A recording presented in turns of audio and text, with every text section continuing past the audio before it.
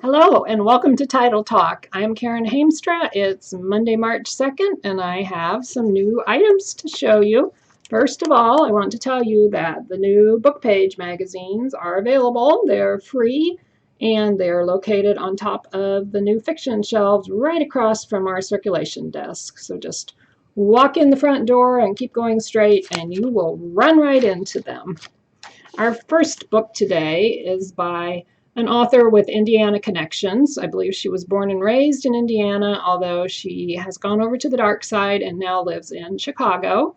Her name is Lori Rader Day, and the book is The Lucky One. It is the story of a woman who was kidnapped as a child, and then her family, after she was freed, they moved to Chicago to try and help escape the crime. Her name was Alice, but she hasn't forgotten now that she's an adult, and she teams up with another woman who was also a kidnapping victim, and they are trying, with the help of some amateur sleuths, to find the perpetrators of their crimes. And they find out that they are both in extreme danger as they go through this quest. The Lucky One by Lori Rader Day. We have a book called No Bad Deed by Heather Chavez. This is recommended by such people as Lee Child, Lisa Gardner, Linwood Barclay. This is about Cassie Larkin. She's a veterinarian and she's driving home on a wet, rainy night one night, and she sees a man and a woman fighting on the side of the road. She dials 911. And then she makes a split-second decision to get out of her vehicle and try and go over and help the woman. And the man turns to her and gives her an ultimatum: let her die and I'll let you live. And then he steals her Suburban with all of her information in it. And she realizes that he now knows where she lives and knows about her children. And the next day is Halloween, and her husband and her 6-year-old daughter disappear while they are out trick-or-treating. And it goes on from there. So it sounds like quite a suspenseful book. No Bad Deed, Heather Chavez. This one is The Lost Diary of M, a novel by Paul Wolf. This is a John Kennedy story. M was a longtime lover of JFK. She was the ex-wife of a CIA chief. She was the sister-in-law of the Washington Post Ben Bradley. She believed in mine expansion and took LSD with Timothy Leary. She was a painter, a socialite, and a free spirit in Washington, D.C. during the Cold War. And she ended up dead in an unsolved murder a year after JFK's assassination. The diary she kept was never found until now. The Lost Diary of M by Paul Wolf.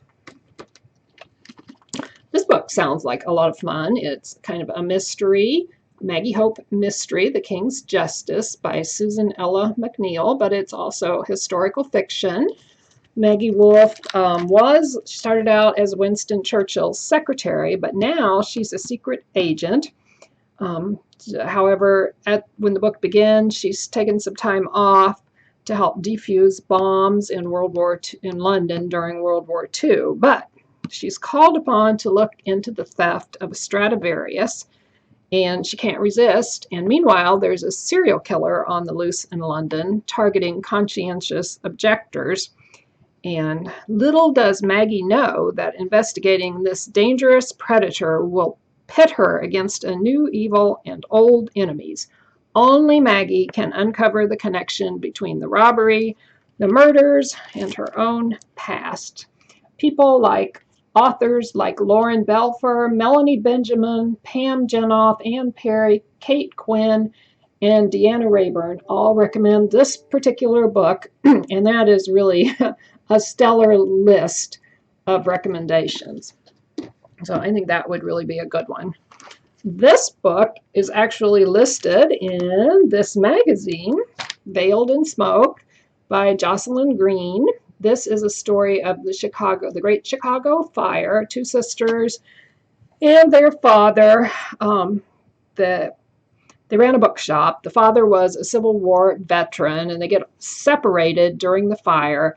After the fire, they managed to reunite, but they find out that a close friend was murdered the night of the fire, and I believe his ashes were found in where the bookstore had been. And then their father is charged with the crime, and he is committed to the Cook County Insane Asylum. So, of course, these sisters must team up to free their father. Veiled in Smoke by Jocelyn Green. And Charles Finch has a new Charles Lennox mystery called The Last Passenger. Louise Penny also liked this book, by the way. This one takes place also in London in 1855, and Charles Lennox faces his toughest case yet, and that is a murder without a single clue. A body was found slumped in a third-class car at Paddington Station. No form of identification anywhere. And as he seeks to solve this troublesome case, Lennox must confront an equally troublesome problem in his personal life. He's in love with Kitty Ashbrook, and she comes with a bunch of problems of her own. So this is kind of perhaps mystery / romance / historical fiction. This is just historical fiction. This is a novel about Grace Kelly by Carrie Mayer, The Girl in White Gloves. Again, Marie Benedict liked this novel. Alison Pataki, Beatrice Williams, Fiona Davis, Helen Gaynor. Grace knows what people see. She's the Cinderella story, an icon of glamour and elegance, frozen in dazzling technicolor. The picture of perfection, the girl in white gloves. But behind everything is the living truth, the sacrifices it takes for an unappreciated girl from Philadelphia to defy her family and become the reigning queen of the screen, the heartbreaking reasons she trades Hollywood for a crown, the loneliness of being a princess in a fairy tale kingdom that is all too real. So it's a fictional biography, basically, of Grace Kelly. And our last book is a little different. This is called, it's a little book that's a little different. The Circus by Jonas Karlsson. He is one of Sweden's most prominent actors. And in 2005, he made his debut as a playwright, and spurred on by the joy of writing for the stage, he has now moved on to writing fiction. This is a book about a man named Magnus. By day, he works in a bakery, but at night, he obsessively organizes and reorganizes his record collection. It's all just the way he likes it. But then one night, a friend of his convinces him to go to the circus with him. And while they're there, Magnus volunteers to participate in the magician's disappearing act.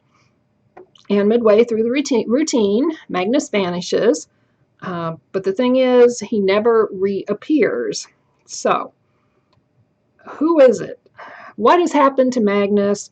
Who calls on the phone in the dead of night, breathing into the receiver but not saying a word? Says it's smart, sharply unsettling, and with its sleight of hand, exquisitely kept. The circus is a funhouse mirror of a read one that ingeniously reveals the way we see ourselves and the stories we tell. Jonas Karlsson, The Circus. So I hope you've seen something there that you might like to read. Come on down and check one out. See you next week.